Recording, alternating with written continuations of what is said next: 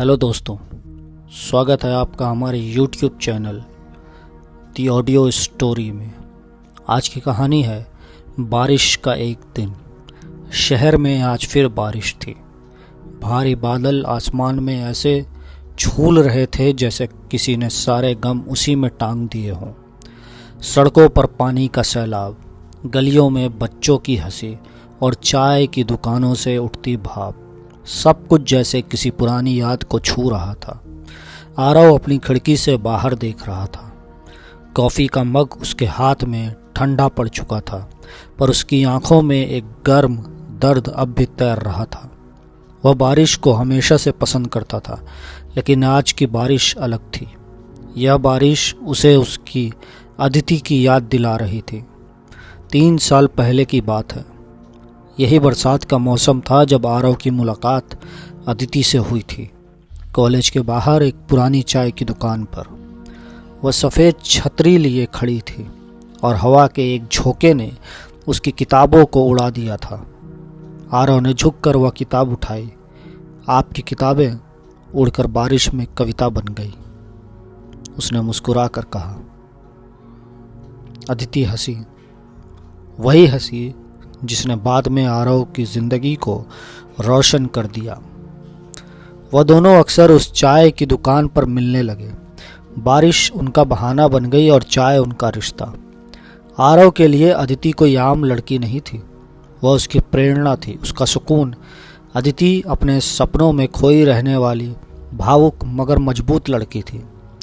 वह कहती थी, बारिश में हमेशा कोई न कोई कहानी छुपी होती है, बस उसे महसूस करने की ज़रूरत होती है।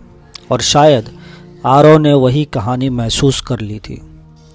लेकिन कहानियाँ हमेशा सुखांत नहीं होती। कॉलेज ख़त्म हुआ और ज़िंदगी ने दोनों को अपने अपने रास्तों पर ढकेल दिया। अदिति को दिल्ली की एक बड़ी कंपनी में जॉब मिल गई, जबकि आरव अपने छोटे शहर में एक स्कूल में पढ़ाने लगा।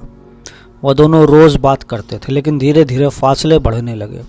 एक दिन अदिति ने बस इतना कहा, आरव, मुझे नहीं पता हमारे बीच क्या बचा है, मैं खुद को खोती जा रही हूँ। आरव चुप रह गया। वह समझ गया था कि अब अदिति बारिश से डरने लगी है, उस बारिश से जिसमें कभी उसने अपने सपने बोए थे। फिर एक दिन सब खत्म हो गया। न कोई झगड़ा, न कोई अलविदा, बस एक लंबी खामोशी। आरव ने कई बार फ़ोन किया, मैसेज भेजे, पर अदिति ने जवाब नहीं दिया। वह बारिश के दिनों में अब भी उसी चाय की दुकान पर जाता था। वही जगह, वही महक, लेकिन बिना अदिति के। सब अधूरा था। लोग कहते हैं वक्त सब ठीक कर देता है, पर कुछ जख्म वक्त के साथ नहीं भरते, वे सब चुप हो जाते हैं। आज वही दिन था। 3 साल बाद फिर वही बारिश। आरव अब एक मशहूर लेखक बन चुका था। उसकी कहानी भीगी यादों ने लोगों को दिलों को छू लिया था, पर वह खुद अब भी सूना था। बारिश की बूंदें खिड़की पर टकरा रही थी और तभी दरवाजे पर दस्तक हुई। वह धीरे धीरे उठा, दरवाज़ा खोला और सामने अदिति थी, उसी मुस्कान के साथ, पर आंखों में एक थकान थी। आरव सन्न रह गया। वक्त जैसे थम गया था। तुम? हाँ, मैं बस यूं ही चली आई, अदिति ने कहा। सोचा देख लूं कि तुम्हारी कहानियां सच में बारिश से भी भीगी हैं या नहीं। दोनों कुछ देर चुप रहे। सिर्फ बारिश बोल रही थी। कॉफ़ी की महक कमरे में फैल गई। आरव अब भी उसे निहार रहा था, जैसे वह डरता हो कि अगर उसने पलक झपकाई तो अदिति फिर से गायब हो जाएगी। कैसी हो? ठीक हूँ, या शायद नहीं, अदिति ने धीमे स्वर में कहा। उसकी आंखों में नमी थी। मैं भाग गई थी आरव, हर चीज़ से, यहाँ तक कि खुद से भी।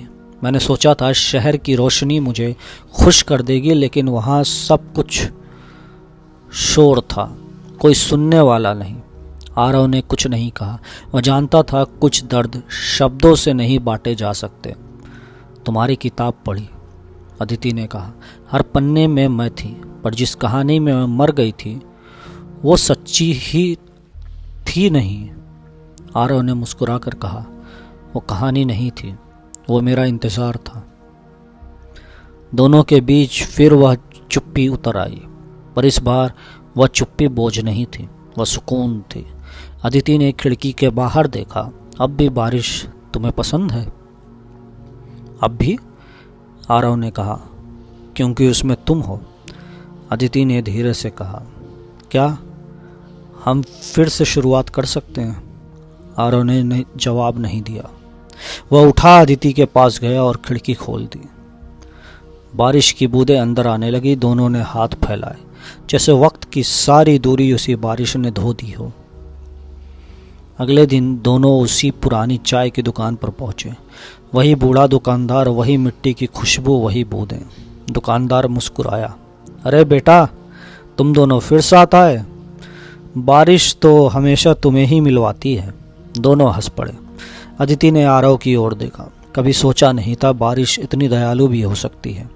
आरव ने कहा, बारिश कभी कुछ नहीं लेती, वो सिर्फ लौटाती है। मिट्टी की महक, दिल को सुकून और शायद पुराने प्यार को एक मौका। शाम तक बारिश थम चुकी थी। सड़कें चमक रही थी जैसे आसमान ने अपना आईना नीचे रख दिया हो। अदिति और आरव घर लौटे, पर इस बार उनके बीच कोई दूरी नहीं थी, कोई वादा नहीं, कोई भविष्य की योजना नहीं। बस यह एहसास कि कुछ रिश्ते लौट कर आते हैं जब हम सबसे कम उम्मीद करते हैं। खिड़की के पास खड़े होकर अदिति ने कहा, तुम्हारी अगली कहानी क्या होगी? आरव मुस्कुराया, शायद बारिश का एक दिन। कहते हैं कुछ कहानियां ख़त्म नहीं होती, वो बस किसी और मौसम का इंतज़ार करती हैं। आरव और अदिति की कहानी भी ऐसी थी। बारिश के संग शुरू हुई और बारिश के संग ही लौट आई। कभी कभी ज़िंदगी हमें वहाँ ले आती है जहाँ से हमने खुद को खोया था।